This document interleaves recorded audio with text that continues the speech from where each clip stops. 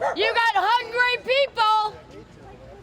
You got people on drugs. You have people on your streets. And you're going to stretch the issue all around London. Homelessness is the top priority in our city. This mental health, addictions, and homelessness crisis that we see hold back much of the potential we have. We don't choose homelessness. Homelessness comes. You never think it's gonna happen to you until you get so mentally ill that you can't take care of yourself anymore. There are as many as 35,000 Canadians living on the street every single day. Homeless encampments are now common all across the country. Here in London, Ontario, the situation got so bad that the city is trying something that's never been done before. Could the City of London, Ontario have found a solution to the homelessness crisis? Attention everyone, call to order, all right? It's decision day. After a year of planning, City Council is set to vote on a multi-million-dollar plan to address London's homelessness crisis. Mayor Josh Morgan pushes hard for it to pass. Yes, this crisis is experienced by literally every community, big and small, across North America. And in the coming months or years, other communities may very well say, let's do what London did. I'm mayor of a city where since 2000, 200 people have died on our streets, homeless.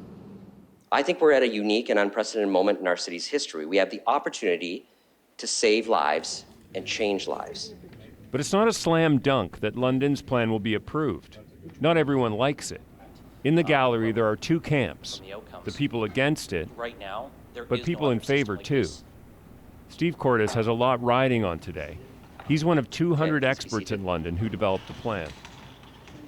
Steve's expertise is in youth homelessness, and he shows me the facility, or hub as they call it, for getting young people off the street. So we actually just entered into the room that a young person will be entering into the hub. And keep in mind, they'll be coming straight from homelessness. They'll have been staying in encampments. It'll been a while since they've looked at anything like an indoor sleeping area. In the hub's model, a person experiencing homelessness wouldn't just get a bed, but any of the health services they might need. All along this wall and along a further wall on that way, on the perimeter of the building, wherever there's windows, these are transitional housing rooms. For the young person that last night was sleeping in a tent, tonight they're going to have a private room to sleep in.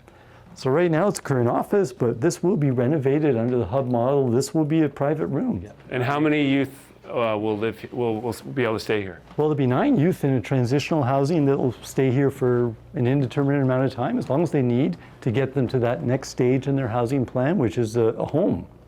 600 new housing units are also part of London's plan. This hub is just one of 15 the city hopes to build.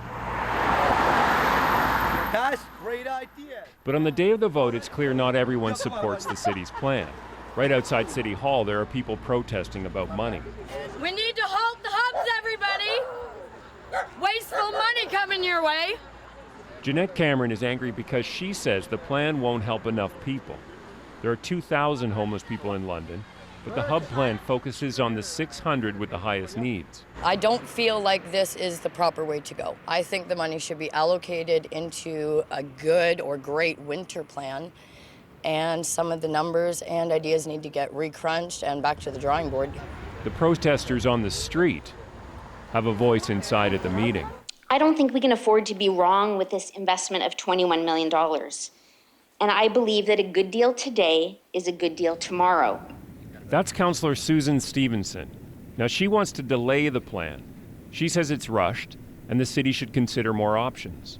Take a breath. Come back with something truly amazing, the very best next step for all Londoners in 2024. Okay, I'm going to have you pause, Councillor. For those who are here in the gallery, we don't clap, we don't cheer, we don't say other things. There are many people with diverse opinions, but we don't do outbursts of either appreciation or otherwise. We're in a crisis here, and we will be held accountable, not just at the next election, but next year and the year after. But Councillor Sam Trosow says there's no time to lose because lives are at stake. Since the beginning of 2020, more than 200 unhoused Londoners have died. And I just think delay, for the purpose of delay, is cruel. I think it's really a slap in the face. The reason for the tension is that things are really bad in London. The number of homeless people has gone from 300 to 2,000 since before the pandemic. One of them is Jocelyn. She's 22, homeless, and she tells me what it's like to live in London in the middle of this crisis. You know, what's the hardest part about living the life you live? Society makes me definitely feel like I am gonna fail because I am looked down on because I am homeless. And living with something like that is hard. Living with an addiction, a mental health issue, it's hard and it's not fair to judge people for that. Like, yes, we ended up here because of that, but honestly, most of us are trying our best to get better so we can get out of that situation, or even just try to make it by so we can live like a normal human being, because normal human beings deserve to be able to shower and sleep in a bed. And like, that's the bare minimum of humanity. And what do you hope for? What I hope for? I hope to be okay. Honestly, at the end of the day, it's always my hope that I can make the right decisions to make sure everything works out. For Jocelyn, it's as if her future, and others like her, is what's being debated at council. It is an informed plan designed to help people. And the reality is not everyone here wants a homeless person as a neighbor. Vincenter Lotte is one of more than 1,000 people who signed a petition against one of the hubs moving into where they live. What is it that you're afraid of? Safety. Not safe there. My kids, they might physically get attacked. I don't know. They might get physically attacked. Yes. Cars can be broken, houses. So we have to beef up on our security. We don't feel comfortable with that. So you think the homeless should be helped? Yes. But just not in your neighborhood? Not in those neighborhoods, no. Not in my neighborhood. But then something unexpected happens. One of the councilors, Elizabeth Pelosa, addresses the protesters in the gallery. I hear that there's concerns. I have 3 children too, and I do not live too far from one of the already service providers that are in my area. I've also experienced homelessness as a child, so I come with a different lens to this conversation. You probably would have been afraid of me back in the day, living without a home on the back of a pickup truck in a camper.